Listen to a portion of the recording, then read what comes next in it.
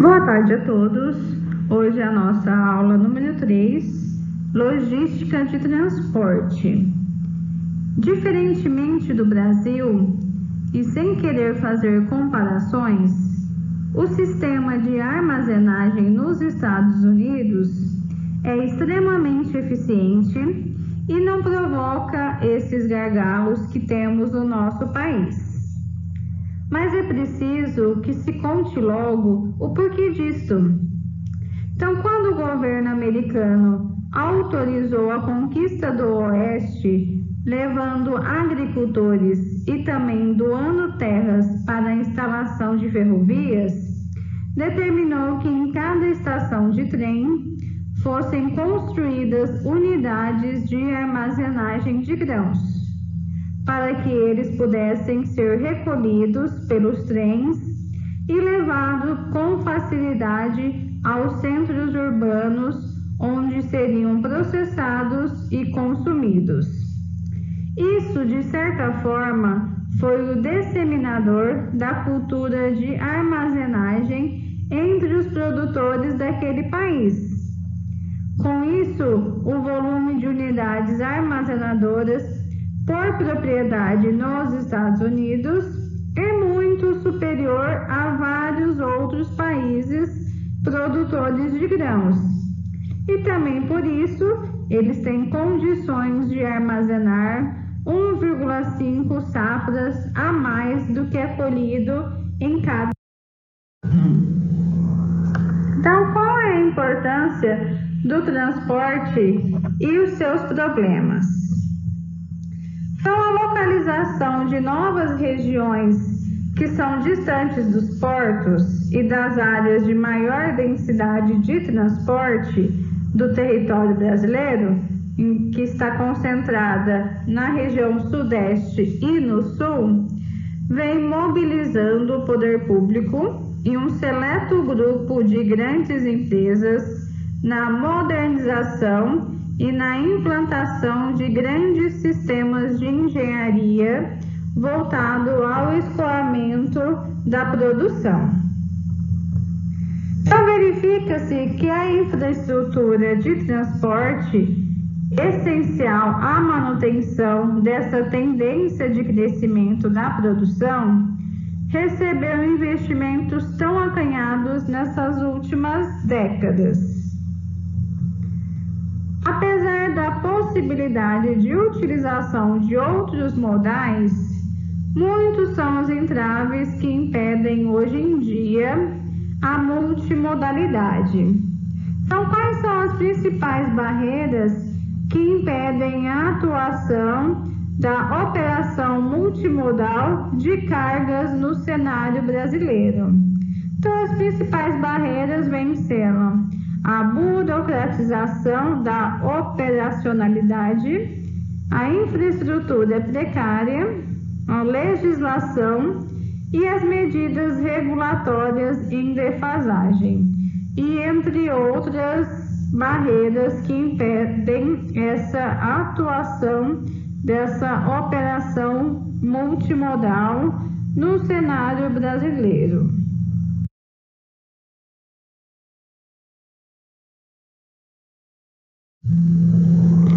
Então, aqui nós vemos nessa figura a matriz de transporte de grãos nos Estados Unidos, China, Rússia e Brasil, e uma prospecção do Brasil em 2025. Então, historicamente, o Brasil optou pelo sistema de transporte para escoamento da produção, que é baseado na utilização de rodovias. Então, o principal motivo foi a expansão geográfica da agropecuária em regiões que eram desprovidas de infraestrutura logística. Então, é comum que países de pequena extensão territorial concentre-se o seu transporte no modal rodoviário. Então, a matriz nacional de transporte se baseia atualmente em 61% do transporte por rodovias, 21% por ferrovias e 14% por hidrovias. Outros países de grandes dimensões, no caso dos Estados Unidos e da China, eles escolheram transportar as suas mercadorias por hidrovias, 43%, e no caso dos Estados Unidos e no caso da China, 64% por hidrovias. Então, aqui nós estamos vendo o mapa das principais rodovias do nosso Brasil.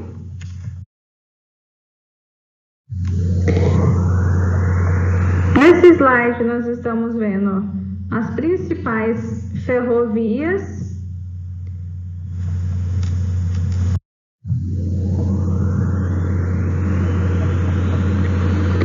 Nesse slide nós estamos vendo as principais hidrovias. Então nós temos a hidrovia do Paraná-Tietê, temos a hidrovia de São Francisco, hidrovia de Tocantins, do Rio Tapajós, nós temos a hidrovia do Rio Madeira e a hidrovia do Paraguai.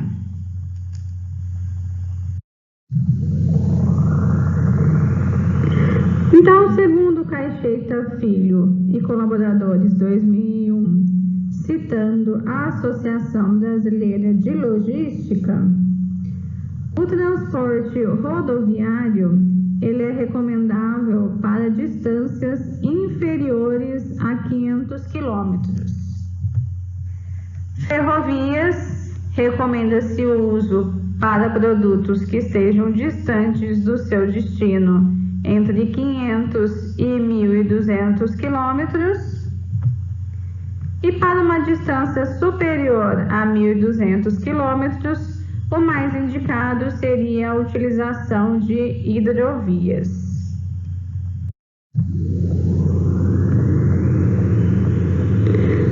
Então, para levar cerca de 100 milhões de toneladas das áreas de produção até os portos, o Brasil utiliza 3 modais. Então, nas regiões tradicionais sul e sudeste, predomina o modal ferroviário, e nas regiões centro-oeste, norte e nordeste, ainda predomina o transporte rodoviário até as hidrovias ou portos. Então, para melhorar a logística nessas regiões, é fundamental a competitividade das commodities brasileiras.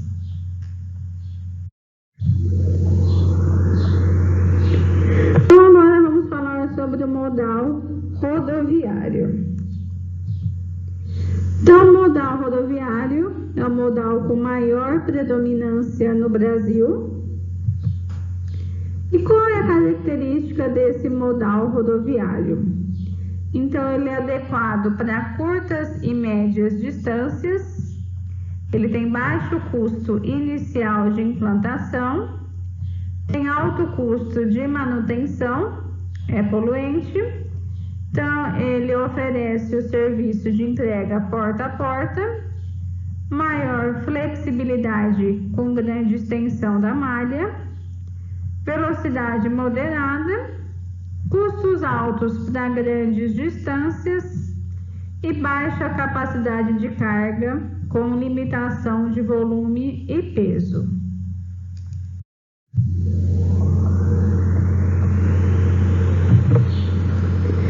Transporta produtos acabados e semi-acabados por curta a média distância e é usado o material rodante, que são caminhões, carretas ou reboques.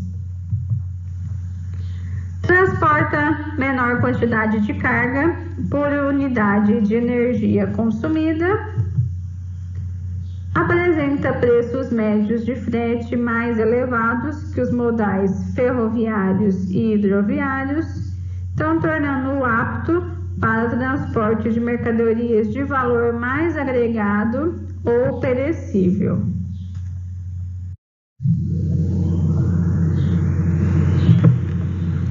A vantagem do sistema é maior flexibilidade, facilidade de integração no transporte porta a porta, adequação aos tempos demandados e a frequência e a disponibilidade de serviço.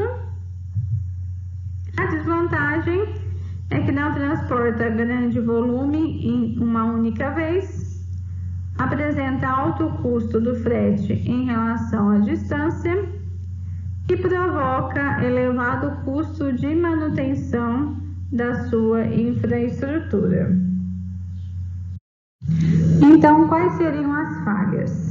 Então, a sua malha ela é insuficiente para o atendimento da demanda, sua infraestrutura encontra-se em más condições, as estradas precárias, não oferecendo a segurança devida e elevada presença de buracos na pista, que leva à diminuição da velocidade, implicando no aumento do tempo e elevação dos custos operacionais. Então, a situação do modal rodoviário ela é preocupante na relação segurança viária, nos níveis de acidentes, nos custos de transportes e na emissão de poluentes. Então, apenas 12,4% da malha rodoviária é pavimentada. Então, uma análise da pesquisa da Confederação Nacional dos Transportes de Rodovias entre 2004 e 2019 constatou que o estado geral das rodovias públicas melhorou. Porém, do total, no último ano, 60,8% apresenta condições inadequadas de tráfego. Então, segundo a Confederação Nacional dos Transportes, nos 66,2 mil quilômetros estudados, a deficiência no pavimento, na sinalização e na geometria da via. Esses problemas incluem buracos, falta de sinalização e ausência de acostamentos e terceiras faixas.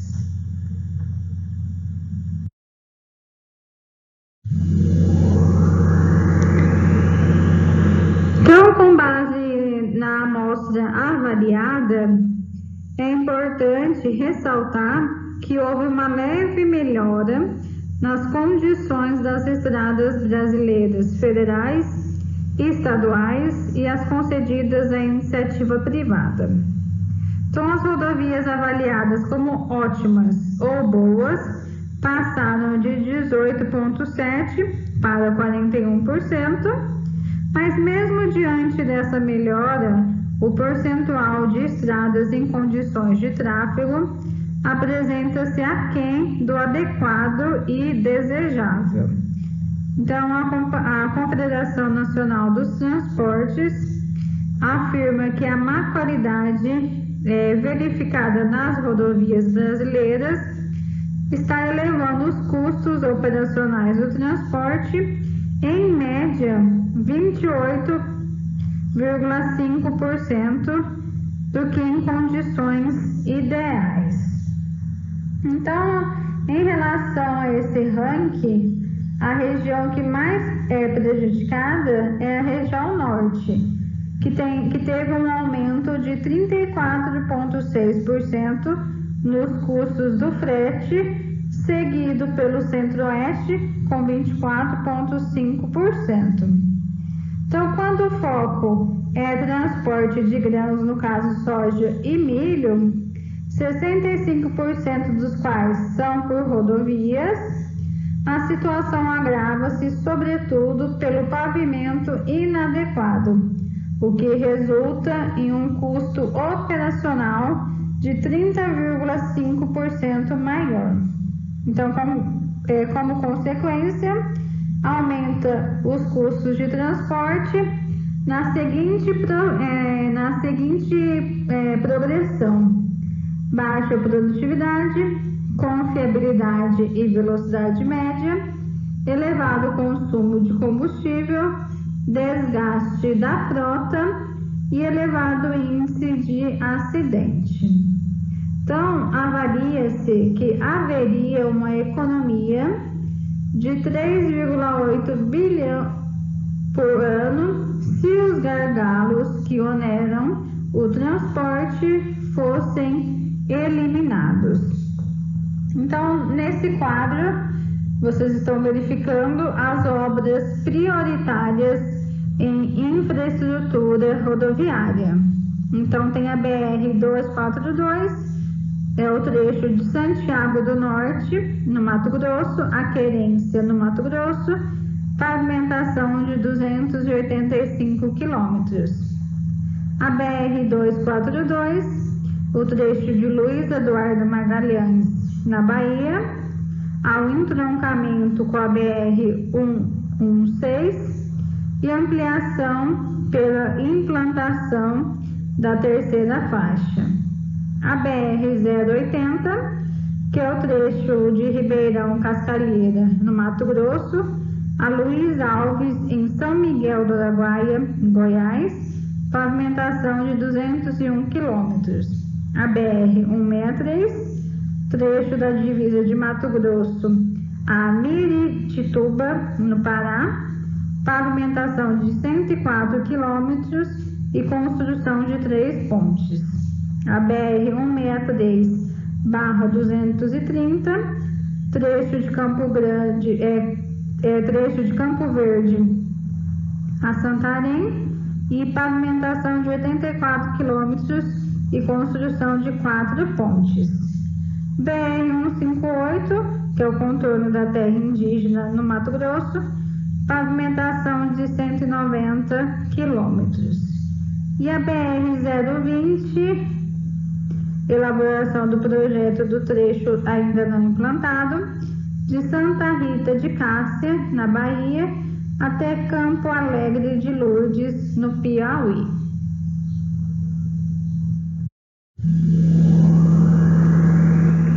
Agora, em relação ao sistema ferroviário. Então, em relação ao tipo de carga. Então, o sistema ferroviário transporta soja, milho, fertilizantes, minério de ferro, carvão mineral, produtos siderúrgicos e derivados de petróleo. A vantagem é que transporta grandes volumes de produtos homogêneos, percorre de média a grande distância e tem um custo variável baixo e alta regularidade. A desvantagem é elevado investimento, necessidade de grande quantidade de carga, alto custo fixo, modal pouco utilizado no Brasil, porque possui pequena malha de cerca de 29.000 quilômetros de extensão.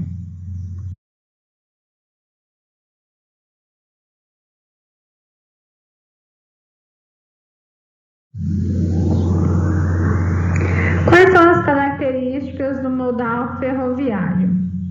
Então, ele é usado para transporte apropriado para produtos de baixo valor agregado, transporta produtos de grande escala, adequado para longas distâncias, baixo custo de transporte e de manutenção, alto custo de implantação, transporte lento, malha pequena e pouca integração entre os estados.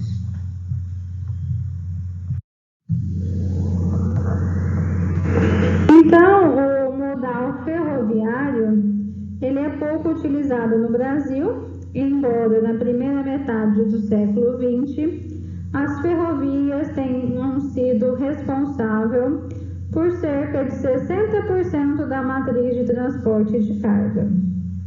A partir da década de 1950, com a proposta de integração regional por meio de rodovias, a participação da malha ferroviária diminuiu gradativamente, representando nos dias atuais os 21% do total de carga transportada.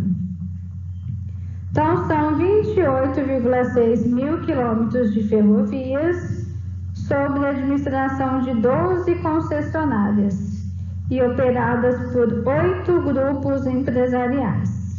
Então, da extensão total, somente 1/3 da malha férrea é explorada economicamente, e boa parte dessas linhas em operação está situada nas regiões Sul e Sudeste. Então, outros gargalos físicos e operacionais do sistema ferroviário incluem a obsolescência e a precariedade das vias permanentes, elevado número de pontos críticos das linhas na transposição de centros urbanos, bem como invasão de faixa de domínio, variação de bitola e interligação deficiente com zonas portuárias. Então, essas situações vão resultar em uma velocidade reduzida, uma interrupção do fluxo do modal e um tempo de trânsito mais elevado. Então, nas ferrovias, essas cargas destinadas a produtos agropecuários, elas correspondem, então, os 21% da carga transportada. Desses 28,6 mil quilômetros de ferrovia, somente 1/3 se encontra em operação. Então, esse modelo de concessão ferroviária, ele é caracterizado pela concentração de mercado. O que seria isso? Oferta reduzida de serviços, elevadas tarifas e quebra de contratos. Então, em média, o valor do frete ferroviário ele está próximo ao praticado pelo rodoviário. Vamos dar um exemplo. Então, um exemplo é o frete rodoviário entre Rondonópolis, Mato Grosso, e Santos, São Paulo. O valor médio cobrado pelos caminhoneiros em 2015 foi de R$ 201 por tonelada de soja, enquanto a concessionária cobrou R$ 195 por tonelada de soja, cerca de 3% a menos, quanto deveria ser de 20% a 30% menor. Então, aqui vocês estão verificando nessa imagem as obras prioritárias em relação à infraestrutura ferroviária.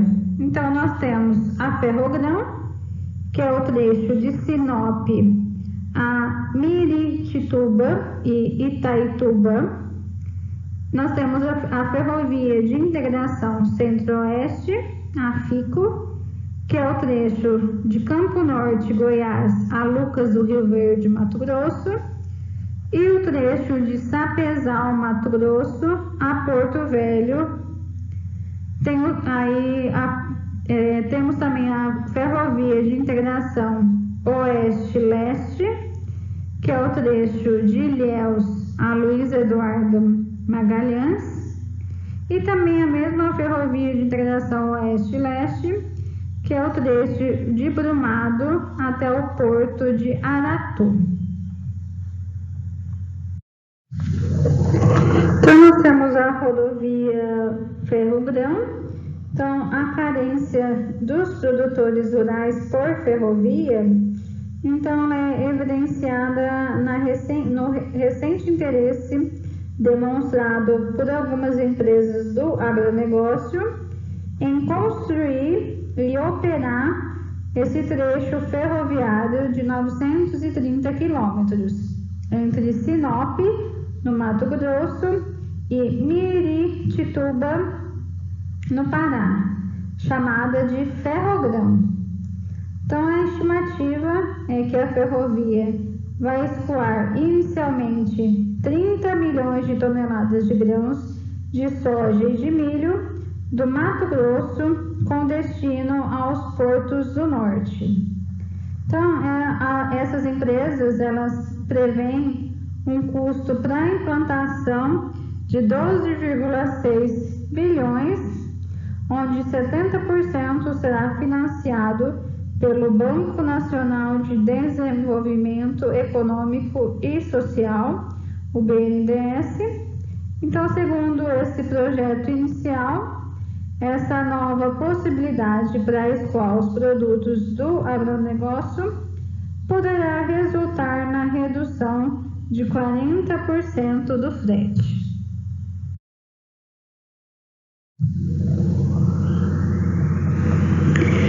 Então, agora nós vamos falar sobre a hidrovia. Então, quais são as formas de navegação? A longo curso, a cabotagem, que é a navegação ao longo da costa brasileira, e a navegação interior.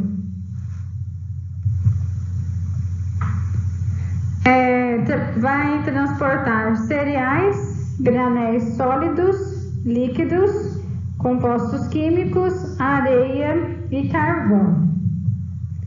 A vantagem é redução dos custos logísticos, aumento da eficiência na movimentação de cargas, possui um custo variável mais baixo, capacidade de transportar mercadorias volumosas e pesadas, e a infraestrutura de apoio localiza-se em pontos do território. E a desvantagem? Maior tempo de operação, inflexibilidade na gestão de frotas e dependência das condições naturais. Exemplos: o nível das marés e a localização dos rios. Então, o potencial de navegabilidade em águas superficiais do Brasil é de 63 mil quilômetros e a rede hidrográfica nacional encontra-se subdividida em 9 bacias, formada por 44 mil quilômetros de rios, dos quais 20,9 mil quilômetros são naturalmente disponíveis, sem a necessidade de realização de obras de dragagem ou transposição, e apenas 13 mil quilômetros utilizados economicamente. Então, considerando, é pouco em comparação aos demais países exportadores de grãos, no caso dos Estados Unidos, que conta com uma malha hidroviária de 41 mil quilômetros.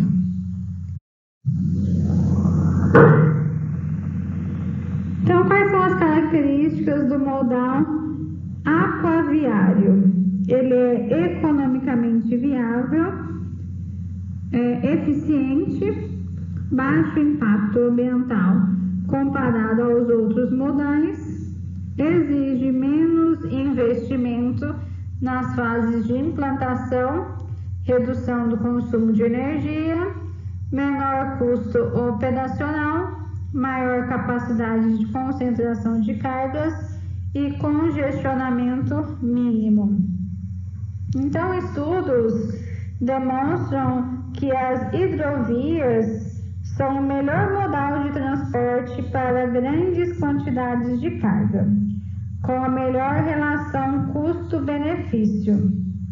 Então, o seu emprego maciço contribui para a redução dos preços finais das mercadorias que são comercializadas por um país e, em especial, no que se refere às suas exportações, onde a competitividade encontra-se cada vez mais acirrada. E no que tange à economia de combustível, as hidrovias também são a melhor maneira de transportar as cargas. Então, o modal hidroviário também é responsável pela menor emissão de gases do efeito estufa. Então, a vantagem também é ampla quando se trata dos custos para a implantação das vias. Vamos dar um exemplo.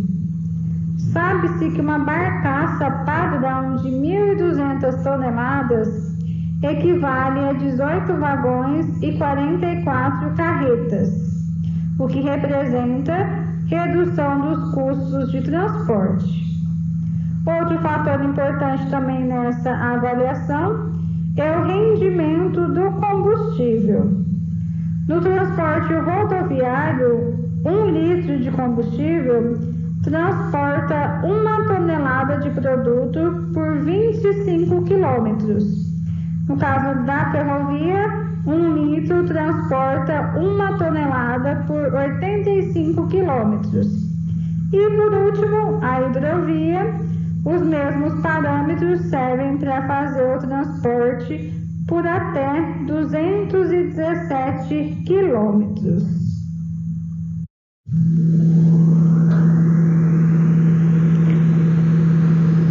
Então, o modal hidroviário tem o custo do frete considerado 3 vezes menor que o rodoviário.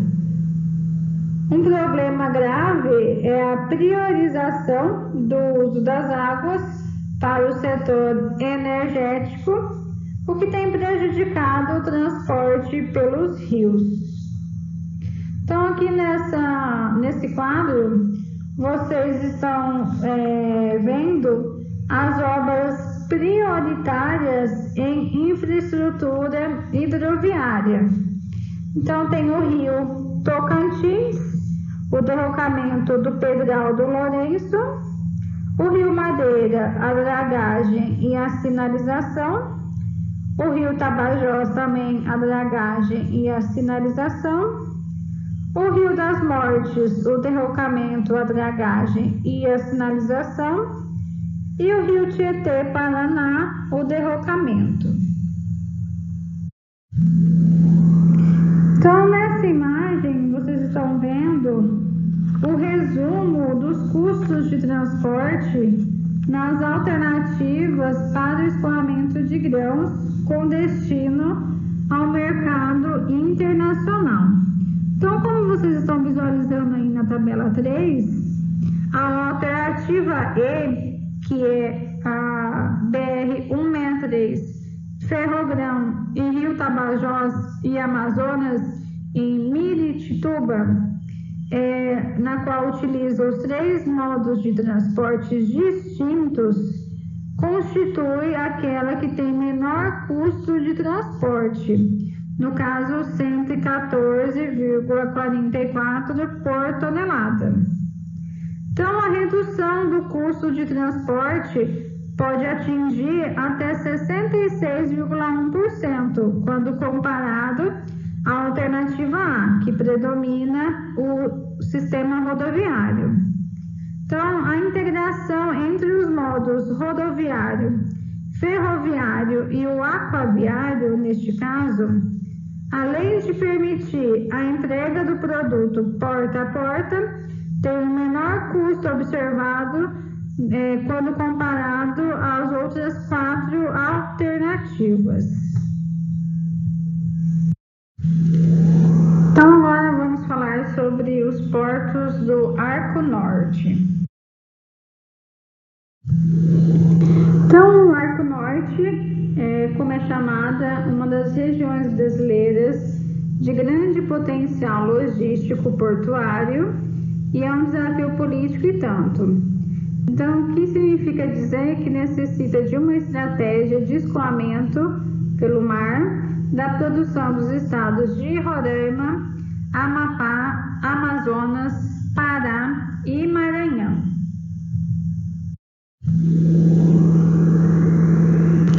Então, aqui nós temos uma reportagem de agosto do ano passado, abordando o assunto do escoamento da soja e do milho para exportação pelo Arco Norte, constatando que esse escoamento cresceu 10% no primeiro semestre. Então, dados do Estatístico Aquaviário, desenvolvido pela Gerência de Estatística e Avaliação de Desempenho, aponta que o escoamento de soja e milho para o mercado internacional pelo Arco Norte atingiu 19,8 milhões de toneladas no primeiro semestre desse ano. Então, teve um crescimento de 10,8% em relação ao igual período de 2019. Então, as instalações portuárias do Arco Norte responderam por 31,4% do escoamento do conjunto de instalações portuárias brasileiras do milho e da soja destinado à exportação. Então, os principais portos públicos no escoamento da soja e do milho para o mercado externo pela saída norte foram os de Santarém, no Pará, Itaqui, no Maranhão, com respectivamente 3,5 e 5,8 milhões de toneladas. Já entre os portos privados, as principais instalações foram o terminal de Vila do Conde, com 2,9 milhões de toneladas, Itacoatira, com 2,7 milhões de toneladas, e Ponta da Montanha, com 2,4 milhões de toneladas escoadas. O Guarujá Saída Sul, que inclui os portos de Santos, com 17 milhões de toneladas escoadas, Paranaguá, 9,5 milhões de toneladas, São Francisco do Sul e Rio Grande, cada um com 3,5 milhões de toneladas. Então, eles respondem com 68% do escoamento da soja e do milho para o mercado externo, totalizando 43,3 milhões de toneladas das duas mercadorias no primeiro semestre desse ano. Então, entre os anos de 2009 e 2015, acima do paralelo 16, a produção de soja e milho cresceu 67,5% e a exportação atingiu o recorde de 19,6%, ou 19,4 milhões de toneladas de grãos. Então, em 2015, as regiões do Norte, Nordeste e principalmente o Centro-Oeste foram responsáveis por 57,9% da produção de soja e milho, totalizando 104,7 milhões de toneladas de grãos. Então, um destaque para o aumento da capacidade de exportar grãos pelos portos das regiões Norte e Nordeste e pela recente disponibilidade de infraestrutura portuária em Belém, Guajará. Somente em 2015 foram movimentadas cerca de 20 milhões de toneladas de soja, tanto grão como farelo, como óleo e milho. Isso representou um crescimento de 177,1% quando comparado a 2009. Então, vocês estão vendo que trata de um número modesto, considerando que as regiões Sul e Sudeste respondem por 42,1% da produção. Então, os portos com maior representatividade ainda continuam sendo Santos, com 31,9%, o Paranaguá, com 18,8%, e o Rio Grande, com 15%. Então, vamos ver algumas notícias em relação à logística de transporte brasileira. Então, o governo quer quer dobrar transporte de cargas por ferrovias, diz ministro. Então, o ministro da Infraestrutura, ele diz que está planejando a participação do modo de transporte ferroviário para que ele aumente de 15% para 29% em 8 anos. Aí um exemplo, a ferrovia de integração do Centro-Oeste, que deverá escoar na produção de grãos da região, vai ser construída pela mineradora Vale e, em contrapartida, o ministro da Infraestrutura vai renovar o contrato da concessão da estrada de ferro Vitória, Minas.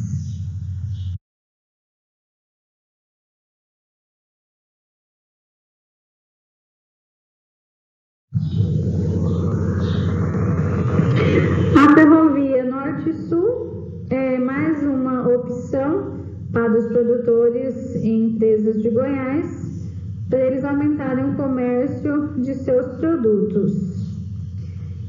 Então, essa concessão dessa estrada de ferro vai ligar o trecho do Porto Nacional, no Tocantins, e a Estrela do Oeste, em São Paulo.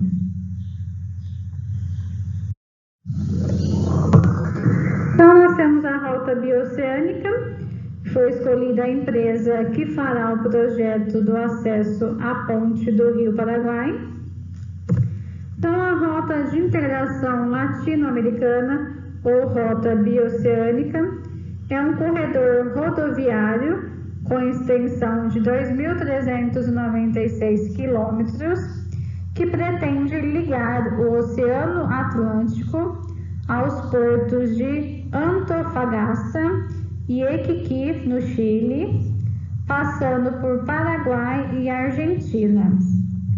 Então, é uma alternativa ao Porto de Santos, encurtando distância e tempo para as exportações e importações brasileiras entre os mercados potenciais na Ásia, Oceania e costa oeste dos Estados Unidos. Então, no estado do Mato Grosso do Sul, a rodovia atravessa a parte sul do Pantanal.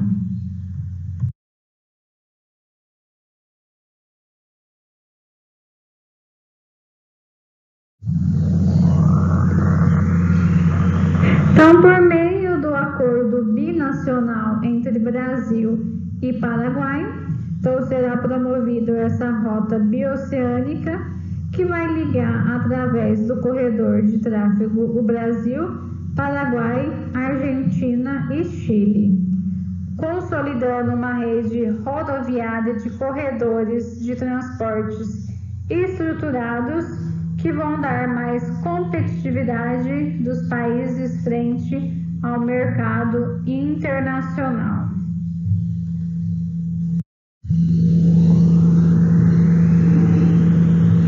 Então, portos do Arco Norte embarcaram 34% da soja e 31% do milho entre janeiro e agosto do ano passado.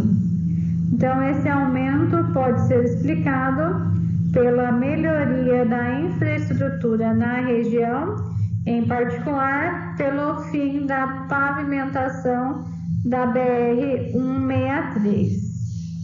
Então, a exportação de soja pelos portos do Arco Norte representou 34% de tudo que foi embarcado de oleaginosa pelo Brasil entre janeiro e agosto do ano passado.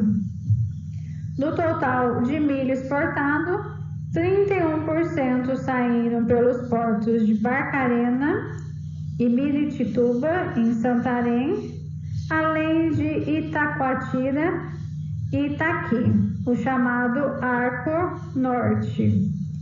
Então, ao longo dos anos, os portos da região norte foram ganhando em representatividade nos embarques externos do Brasil.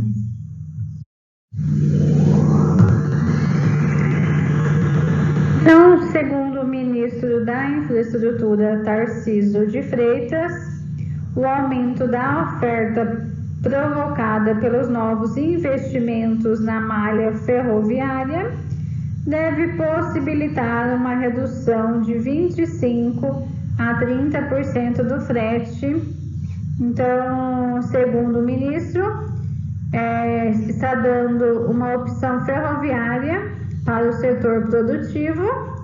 Então, vai ter várias ligações com portos por ferrovia, e esse aumento da oferta vai ter repercussão imediata no frete. Então, entre os planos para o setor ferroviário está a concessão de um trecho do leilão da FIOL, que é a Ferrovia de Integração Oeste-Leste, entre Ilhéus, na Bahia, e Caetité, na Bahia, cujo leilão está previsto para o início desse ano. Então, esse processo aguarda a análise do Tribunal de Contas da União, que também vai deliberar sobre a concessão da Ferrogrão.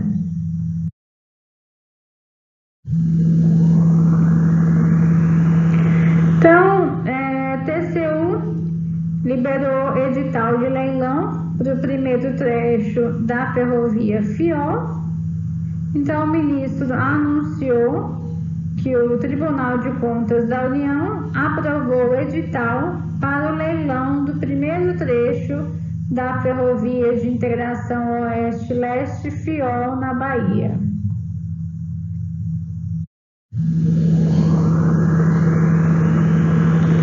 Conab detecta redução de até 11% no frete aos portos do Arco Norte. Então, os custos do frete rodoviário entre Mato Grosso e o porto de Miritituba, no Pará, tiveram redução de até 11%. Então, de acordo com o estudo, a queda nesse frete foi reflexo do fim da obra de pavimentação na BR-163, que representa um estímulo ao escoamento por esse corredor. Então, o crescimento da participação dos portos do Arco Norte é uma realidade, e essas rotas não podem mais ser tratadas como alternativas, mas como uma solução para o escoamento da crescente produção agrícola do Brasil. Então, a conclusão da BR-163 e o escoamento do Centro-Sul ao Porto de Santana.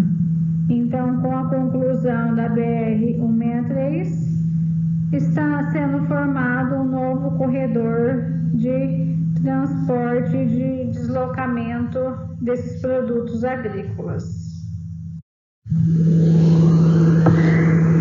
Então, nós temos o corredor também Centro-Norte. Esse corredor Centro-Norte, ele compreende os estados de Tocantins e Maranhão, e o corredor possibilita o escoamento da produção de grãos da região de Matopiba, que é Maranhão, Tocantins, Piauí e Bahia, além de também possibilitar o escoamento da região do Mato Grosso, Pará e Goiás, pelo terminal portuário de São Luís. Então, nessa figura, nós temos os corredores de exportação de soja, com saídas pela região norte e nordeste. Então, vocês estão vendo que tem rota 1, rota 2 e rota 3, né? Que utiliza os meios rodoviários, ferroviários e hidroviários. Nós vamos ver aqui a rota 1. Então, a rota 1 é a ferrovia norte-sul, que liga as regiões produtoras do centro-oeste ao norte, através da finalização das obras no trecho ferroviário Ouro Verde-Anápolis, passando por Palmas, seguido até Açailândia, interligando com a estrada de ferro Carajás até o porto de Itaqui, no Maranhão, ou pela hidrovia Tocantins-Araguaia até o porto de Barcarena. Temos a rota 2, que é a rodovia BR-163, liga as regiões produtoras do Centro-Oeste com o Norte, e a construção do trecho de divisa Mato Grosso-Pará, Santarém e a rodovia BR-230, através da construção do trecho da divisa Tocantins-Pará, do Polis, que dá acesso a Miritituba, possibilitam que a carga seja transportada do terminal de Miritituba, seguindo a hidrovia Tapajós, Teles, até o porto de Santarém ou porto de Barcarena. A Rota 3 é a hidrovia do Madeira, que liga as regiões produtoras do Centro-Oeste ao Norte. A dragagem e recuperação de sinalização dessa hidrovia contribuem para que as cargas vindo da BR-364-MT chegam até o porto de Itacoatira ou porto de Santarém, no Pará. Então, já chegando ao final da aula, vou deixar para vocês o link para esses 3 podcasts para vocês assistirem, do Caminho das Safras, os desafios da navegação, Brasil nos trilhos e o transporte rodoviário no Brasil. Então, com esses 3 podcasts, vocês vão ter como conclusão, que se recomenda-se ações que reduzam a dependência do transporte rodoviário para a movimentação de produtos agropecuários, com a implantação de programas de recuperação e melhoria das rotas e escoamento da produção. E no modo ferroviário, faz-se importante aumentar a capacidade e extensão das redes ferroviárias de acesso aos portos e os terminais, tanto novas linhas como reativação de trechos paralisados ou considerados inviáveis, que resultem em maior oferta de serviço. E para os portos e hidrovias, a manutenção de rios e mares, que permite a navegação adequada e contínua, a definição de um modelo de gestão e a garantia do uso múltiplo dos rios, que vão promover o desenvolvimento das hidrovias.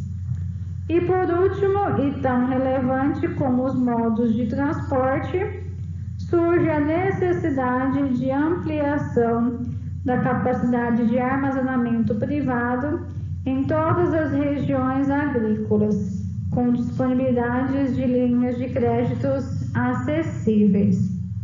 Então, a logística nacional, ela padece com uma competitividade inadequada, que há muito tempo tem sido um entrave ao desenvolvimento econômico e social do país. Então, o futuro depende de uma reviravolta com fortes investimentos públicos e privados para uma infraestrutura de transporte compatível com as necessidades do país. Então, o transporte de carga, nos seus diversos modais, ele é indutor de maior riqueza, melhoria social, sustentabilidade, inovação e tecnologia. Então, a tarefa de transportar os alimentos do local do produtor até o consumidor, ele impõe grandes desafios a pessoas físicas e entidades e, por isso, exige a adoção de uma logística de transporte que diminua o impacto destes desafios na economia, além de outras medidas. Então, fica aí para vocês pensarem nessa pergunta. Na sua perspectiva, quais seriam essas outras medidas e de que maneira elas poderiam ser parte da solução para os desafios aqui apresentados? Então, Então, próxima aula, estruturas de armazenagem. Até lá!